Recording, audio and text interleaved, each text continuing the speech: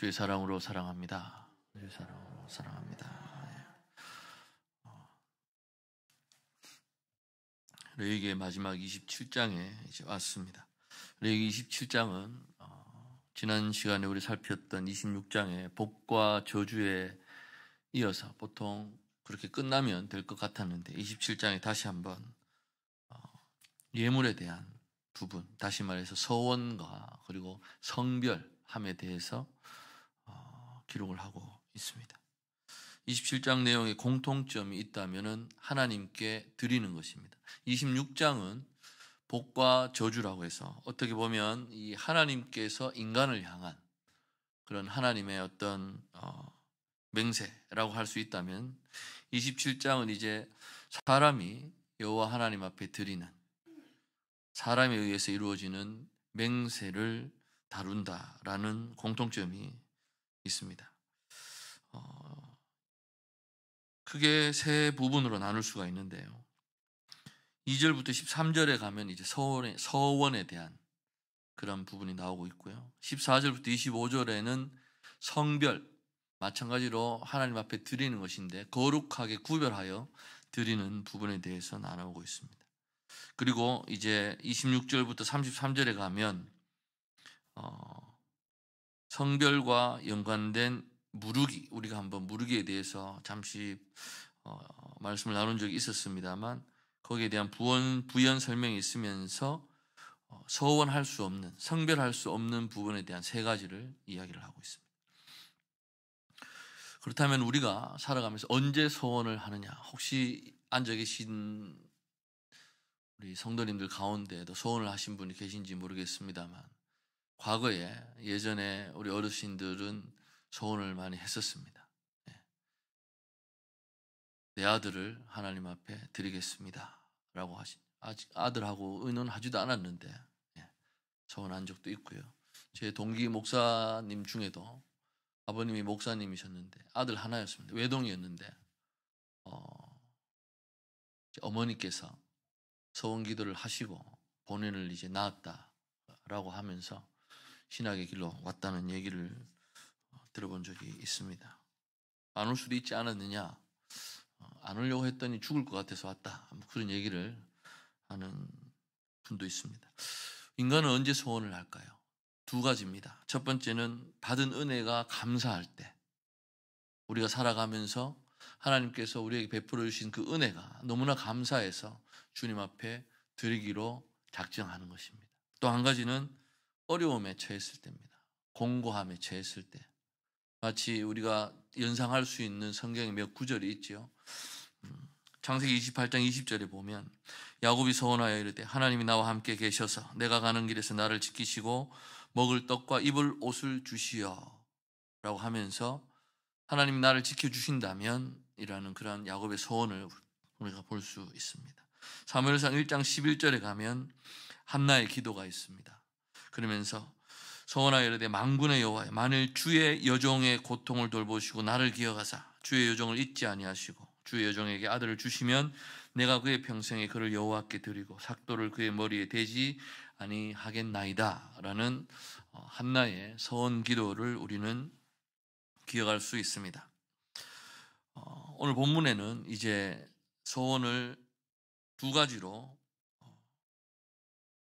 기록하고 있는데요. 먼저 사람을 서원하여 드리는 것입니다. 그래서 2절에 보시면 만일 어떤 사람이 사람의 값을 여호와께 드리기로 분명히 서원하였으면 너는 그 값을 정할지니, 조금 구분할 필요는 있겠습니다만 사람의 값을 쳐서 하나님께 드리기로 서원하였으면 드릴 것이다 라고 하면서 기록을 합니다. 1개월부터 5세, 그러니까 태어나서부터 5세까지 남자는 은 5세겔, 여자는 3세겔. 그 다음에 5세부터 20세까지는 남자는 20세겔, 여자는 10세겔. 그리고 20에서 60세, 남자는 50세겔, 여자는 30세겔. 60세 이상은 이제 남자는 15세겔, 여자는 10세겔. 이렇게 기록을 하고 있습니다. 그 당시 노동자들의 한 달 월급이 한 세겔이었습니다. 그렇게 생각해 보면 이스라엘로 하여금 함부로 성급하게 소원하지 말 것을 권하는 기능을 한다라고 생각해 볼 수 있습니다. 왜냐하면 소원을 하게 되면 지켜야 하니까요. 잠언서 20장 25절에 함부로 이 물건은 거룩하다 하여 서원하고 그 후에 살피면 그것이 그 사람에게 덫이 되느니라 기록하고 있습니다. 전도서 5장 2절에도 너는 하나님 앞에서 함부로 입을 열지 말며 급한 마음으로 말을 내지 말라. 하나님은 하늘에 계시고 너는 땅에 있음이니라. 그런즉 마땅히 말을 적게 할 것이니라 라고 기록하고 있습니다. 그럼에도 불구하고 우리가 하나님을 향하여서 마음과 결단이 있어서 소원을 하였다면 어떻게 해야 할까요? 실행하기를 늦추지 말아야 합니다. 신명기 23장 23절에 너의 입으로 말한 것은 그대로 실행하도록 유의하라. 무릇 자원한 예물은 내 하나님 여호와께 내가 소원하여 입으로 언약한 대로 그대로 행할지니라 기록하고 있습니다. 전도서 5장 4절에도 내가 하나님께 소원하였거든 갚기를 더디게 하지 말라. 하나님은 우매한 자들을 기뻐하지 아니하시나니 소원한 것을 갚으라라고 하고 있습니다. 그러나 8절에 가면 이렇게 있습니다. 소원자가 가난하여서 네가 정한 값을 감당하지 못하겠으면 은혜를 막 받아가지고요. 마음이 동해서 하나님 앞에 소원하기는 했는데 형편이 안 되는 거예요. 그랬을 때는 우리는 이제 말로 뱉으면 다 해야 되는 줄로 알고 그럼 빚을 내서라도 해야 됩니까? 어떻게 해야 됩니까? 그러나 8절에 보시면 그를 제사장 앞으로 데리고 갈 것이요 제사장은 그 값을 정하되 서원자의 형편대로 값을 정할지니라. 이런 일을 하는 사람이 제사장이었습니다. 성도들의 삶을 살피면서 그들이 어떤 상황에 처해 있는가 그랬을 때 그냥 막무가내로 얘기했으니 가세요. 안 하시면 벌 받아요. 이런 것이 아니라 의논하고 그 조율을 해서 그렇게 하도록 되어 있는 것입니다. 두 번째는 가축을 소원할 경우입니다. 그런데 10절에 보시면 그것을 변경하여 우열간 바꾸지 못할 것이요. 다시 말해서 가축을 여호와께 드릴 때 다 거룩하다고 했습니다. 그러면서 우열간 바꾸지 못할 것이요. 혹 가축으로 가축을 바꾸면 둘 다 거룩할 것이며 무슨 말이냐 하면 하나님께 드리겠다고 다시 말해서 가축이 태어나기 전에 상태를 알지 못하지 않습니까? 드리겠다고 했는데 좋고 덜 좋고를 내가 고르지 않는다라는 것입니다. 그래서 드리기로 작정한 가축이 때로는 몸이 불완전할 수도 있습니다. 가축의 몸이. 그러면은 드릴 수가 없거든요. 그럴 때는 제사장이 또한 이 값을 정하고 그 정한 값에 따라 상응하는 액수를 들여서 성전에 드릴 수 있도록 그런 방편을 취해 놓은 것을 볼 수가 있습니다. 중요한 것은 우열간의 값을 정하지 말 것이다 라는 것입니다. 다시 말해서 뭔가 드리고자 했는데 너무 좋은 거예요. 이 상태가. 그러니까 마음이 바뀔 때가 있거든요. 그래서 그럴 때를 대비해서 소원한 동물을 성소에 바치지 않고 또 소원자가 다시 가져가는 그러한 경우도 있다고 기록을 하고 있습니다. 그런데 그러려면은 거기에 대해서 5분의 1의 값을 더 지불하라라고 13절에 기록을 하고 있습니다. 우리가 소원이라고 하면 문득 제일 먼저 떠오르는 성경 구절이 무엇이 있으십니까? 입다에 우리 소원을 우리가 기억할 수 있습니다. 누구든지 내 집 문에서 나와서 나를 영접하는 그는 여호와께 돌릴 것이니 내가 그를 번제물로 드리겠나이다. 전쟁에서 승리하고 돌아오는데 가장 먼저 나와서 맞이한 자가 누구였습니까? 입다는 소원할 당시에 아마 가축 중에서 이렇게 뛰어나오지 않을까라는 생각을 했었겠지만 딸이 나옵니다. 딸이. 물론 이런 소원 자체를 두고 나쁘다고 얘기를 할 수는 없습니다. 그러나 오늘날의 시각으로 보면 소원이라는 것이 하나님과의 어떤 거래 같은 인상을 주기도 합니다. 마치 밀고 당기기 하는 그런 것처럼. 그러나 고대 사회에서의 소원은 우리가 한나의 기도에서 볼 수 있는 것과 마찬가지로 충분하고 타당한 어떤 기능을 그래서 가능한 우리의 신앙 표현이 소원이었습니다.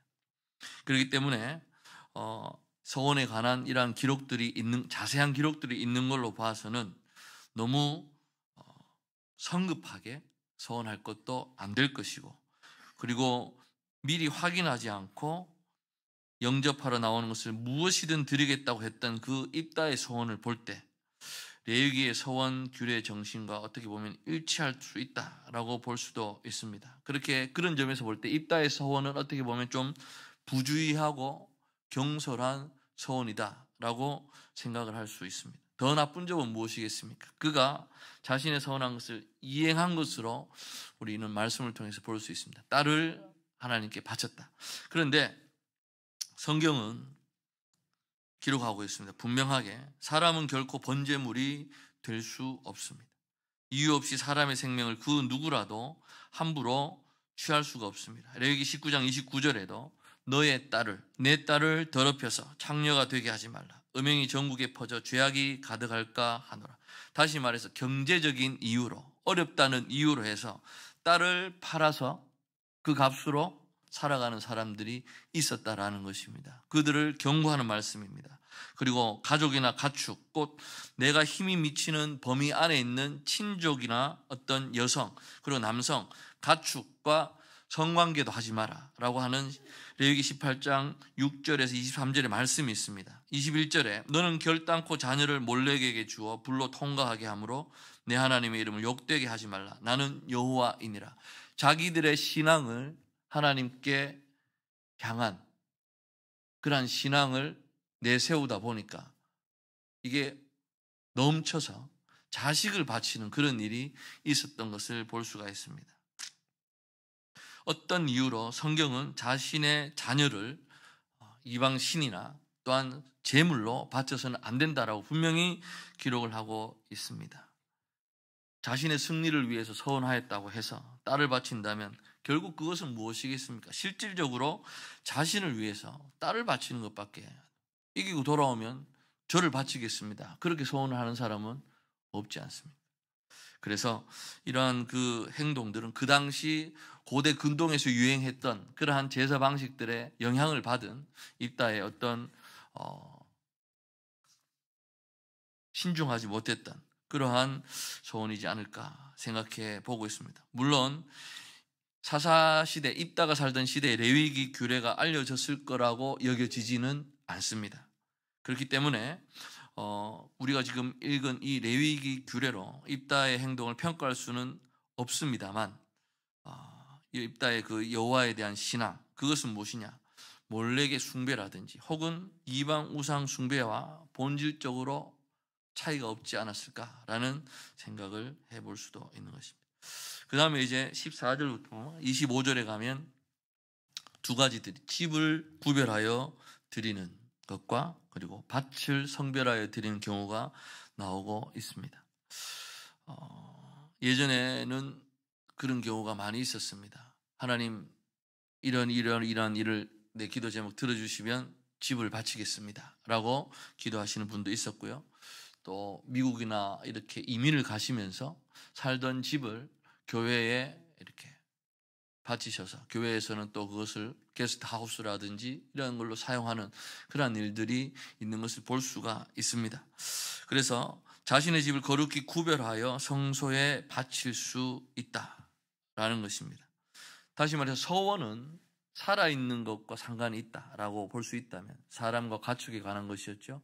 그렇다면 이 성별, 거룩하게 구별해서 드리는 것은 물건과 관계가 있는 것입니다. 집이라든지 이제 밭을 성별하여 드리는 그러한 경우가 있습니다. 근데 마찬가지로 이것을 드렸다가 무르기 할 수 있습니다. 다시 말해서 드리기로 결심을 하고 난 뒤에 보니까 마음이 바뀌는 거예요. 왔다 갔다 하는 거예요. 그랬을 경우에는 5분의 1의 가격을 더해서 가서 무르기를 할 수 있도록 그렇게 규칙을 만들어 놓은 것이 있습니다. 그런데 서원할 수 없는 부분이 세 가지가 나옵니다. 26절부터 33절에 나옵니다. 오직 가축 중에 처음 난 것은 여호와께 드릴 첫 것이라. 초태생을 이야기합니다. 소나 양은 여호와의 것이니 누구든지 그의 것으로는 성별하여 드리지 못할 것이며, 그래서 가축에 처음 난 것은 성별하여 드릴 수가 없다. 그것은 무엇이냐? 하나님의 것이기 때문입니다. 하나님의 것을 가지고 내가 성별하여 드리겠다라고 할 수 없다고 분명히 이야기를 하고 있습니다. 그런데 이제 태어난 처음에 그 새끼가 이제 부정한 짐승이면, 상태가 좋지 않다든지 그랬을 경우에는 이제 5분의 1을 더하여 물을 수 있다라고 기록을 하고 있습니다. 두 번째는 이제 여호와께 온전히 바친 것입니다. 히브리 말로는 헤렘이라고 합니다. 그래서 온전하게 바친 것. 28절에 어떤 사람이 자기 소유 중에서 오직 여호와께 온전히 바친 모든 것은 사람이든지 가축이든지 기업에 바치든지 팔지도 못하고 무르지도 못하나니 바친 것은 다 여호와께 지극히 거룩함이며 라고 그렇게 되어 있습니다. 온전히 바쳐진 그 사람은 다시 무르지 못하나니 반드시 죽일지니라 기록하고 있습니다. 그래서 이 온전히 바쳐진 것, 바치기로 했으면 하나님 앞에 온전히 다 드려야 되는데 그러지 못했던 예를 우리는 신약에서 볼 수 있습니다. 아나니아와 삽비라입니다. 주님 앞에 다 바치기로 자기들이 결심을 하고서는 조금 빼돌려 놓고, 그리고 와서는 다 바친 것처럼 나왔을 때 그들은 하나님의 심판을 받았던 것을 우리는 기억을 하고 있습니다. 그리고 또 한 가지는 그 땅의 10분의 1, 곧 땅의 곡식이나 나무의 열매는 그 10분의 1은 여호와의 것이니라고 기록을 하고 있습니다. 여호와의 성물이라고. 그렇기 때문에 우리가 흔히들 이야기하는 11조에 관련된 부분은 우리가 11조를 드려야 하느냐 말아야 하느냐의 그런 문제가 아니라 10분의 1은 반드시 하나님의 것으로 여호와의 성물이라고 반드시 기록을 하고 있습니다. 말라기서에서 우리가 잘 볼 수 있는 것처럼 11조에 대한 얘기를 할 때도 11조와 그 성물들이라고 나와 있습니다. 11조에 대한 이야기가 아니라 11조는 당연히 하나님의 것이기 때문에 11조는 하나님께 드리는 것이고, 그와 더불어 거기에 더하여서 주의 은혜에 감사해서 우리가 이 구별하여 드리는 성물들, 그것을 이야기하고 있는 것입니다. 그렇기 때문에 여호와의 성물이며 따로 성별하는 대상이 아니다라는 것입니다. 오경의 어디에서도 동물의 11조에 대해서는 언급하지 않고 있습니다. 느헤미야 개혁 당시에도 토지 산물의 11조만을 말하고 있습니다. 그럼에도 레위기 본문에 보면은 모든 소나 양의 11조는 목자의 지팡이 아래로 통과하는 것의 10번째의 것마다 여호와의 성물이 되리라. 그 우열을 가리거나 바꾸거나 하지 말라. 바꾸면 둘 다 거룩하리니 무르지 못하리라. 그래서 이제 두 가지가 있을 때 이거를 드리겠다고 다짐을 했는데 상태가 이게 좋은 거예요. 이게 더 좋은 거예요. 그래서 좋지 않은 걸로 드리고자 이 우열을 바꾸어 버리면 두 가지가 다 거룩해지기 때문에 둘 다 드려야 되는 거죠.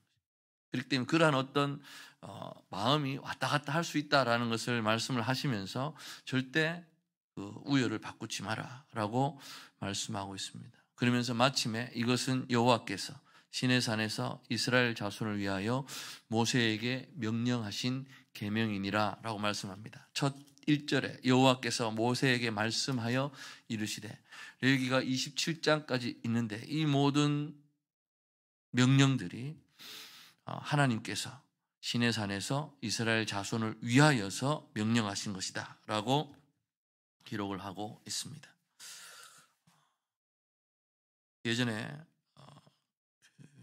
이동원 목사님 설교 가운데 들었던 예화입니다. 많이들 들어보셨을 텐데, 친구 목사님 두 분이 얘기를 나누고 있었습니다. 그러면서 한 분은 자식이 없고 한 분은 아들이 5명이나 있는 거예요. 그래가지고 얘기를 이런저런 얘기를 하다가 합의가 된 거예요. 그래서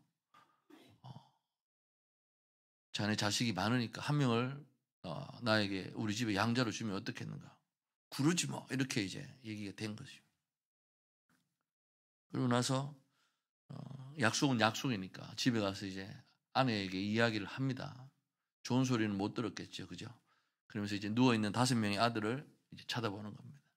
첫째는 일단 죄입니다. 첫째니까 둘째를 딱 보는데 똑똑하거든요. 제일 똑똑해요. 그래서 패스하고, 셋째를 보니까 제일 비실비실한 거예요, 얘가. 이 비실비실한 애를 양자로 줘서 되겠나. 넷째를 딱 보는데 다섯 중에서 정말 잘생겼어요. 저처럼 이렇게 잘생겨가지고 안 되겠다.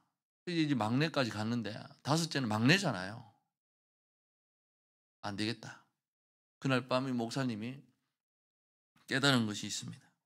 하나님의 사랑을 다시 한번 깨달은 겁니다. 구약 시대에는 율법으로 정해진 어떤 이런 것이 있다 할지라도 신약 시대로 와서 우리는 하나님께 가장 귀한 것을 받지 않았습니까? 뭐죠? 독생자 예수 그리스도입니다. 독생자까지 아낌없이 주신 그 하나님, 나는 다섯 가운데 하나도 주기가 아까운데 라고 하면서 그런 은혜를 입었던 우리라면 하나님 앞에 무엇인들 드리지 못하겠습니까? 라는 생각을 해보는 것이죠.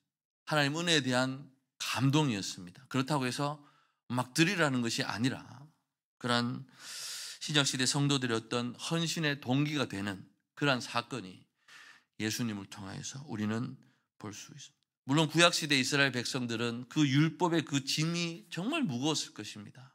그러나 또 율법의 명령이기 때문에 지켜야 하니까 무거운 마음으로 순종할 수밖에 없었던 그들이었겠죠.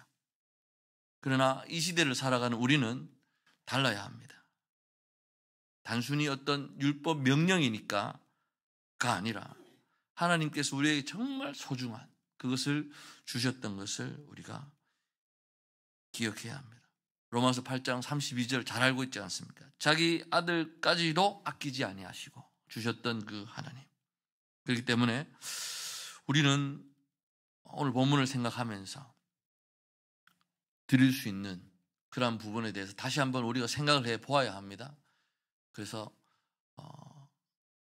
레위기의 가장 인상적인 부분은 농부가 모퉁이를 남기는 겁니다. 그런데 그 모퉁이 사이즈는 정해져 있지 않습니다. 나중에는 하도 논란이 되니까 미시나라는 그 법전에 60분의 1이라고 기록을 하긴 했습니다만 모퉁이의 사이즈는 그날 우리가 받는 은혜에 따라서 달라질 수가 있습니다. 어떤 날은 너무너무나 밍숭맹숭 오히려 화가 나고 그래서 모퉁이가 아예 사라질 때도 있습니다만 그런 율법적인 명령에 의해서 지켜야 하는 부분이 있겠죠. 그런데 어느 날은 은혜를 너무 받은 겁니다. 그래서 삭개오처럼 주님, 제 것의 반을 드리겠습니다. 남에게 토색한 것이 있으면 제가 몇 배를 갚겠습니다. 라는 그러한 고백이 나오는 것입니다. 우리가 이 서원과 성별의 이 본문을 보면서 우리가 깨달을 수 있는 것은 과연 어떻게 해서 나는 어떻게 피해가면서 이렇게 잘 드릴까라는 그러한 것이 아니라 우리가 하나님 앞에 드리지 못할 것이 없는 존재라는 것을 먼저 우리가 깨달아야 할 것입니다. 그리고 또 한 가지는 나는 드리는데 왜 너는 드리지 못하느냐라고 같은 공동체 안에 사람들을 향하여 우리가 손가락질을 해서는 안 된다라는 것입니다. 그 당시에도 가난한 자는 제사장에게 와서 의논하고 하나님 앞에 드릴 수 있도록 길을 열어두었던 것처럼 우리 역시 한 공동체 안을 살아가는 우리 모두가 하나님의 사람으로 하나님의 사랑을 입은 은혜를 입은 자로서 살아간다면 과연 나는 어떻게 살아가야 할 것인가? 깊은 묵상의 시간이 되시기를 간절히 소망합니다. 기도하겠습니다.